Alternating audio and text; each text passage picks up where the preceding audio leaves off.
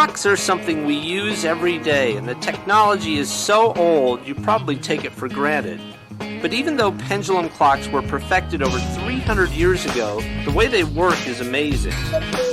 Early inventors discovered that the time it took for a pendulum to swing back and forth was always the same as long as the pendulum stayed the same length and the pendulum kept swinging. The key to a pendulum clock is the escapement. The pendulum and the escapement work together to create the tick-tock sound you hear. The escapement connects to the gear trains that drive the hands, chimes, and moon phase dial. Each gear train is attached to a pulley by a weight. Over time, the weight drops very slowly, and that turns the gears. To keep the pendulum swinging, the escapement gives the pendulum just enough extra energy to overcome friction on each swing. When the weights get close to the end of the chain, you have to wind the clock.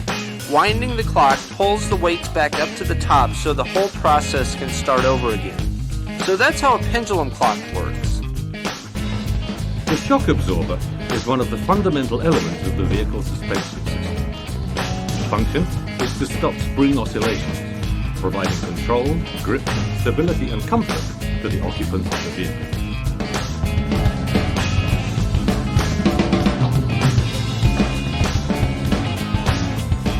Shock absorbers today are hydraulic devices, i.e.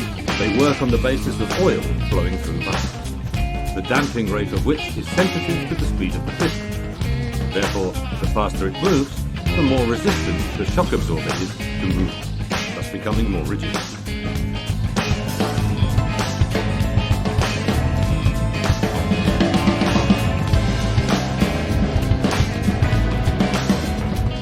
The most common type of shock absorber currently used in motor vehicles is the hydraulic telescopic type.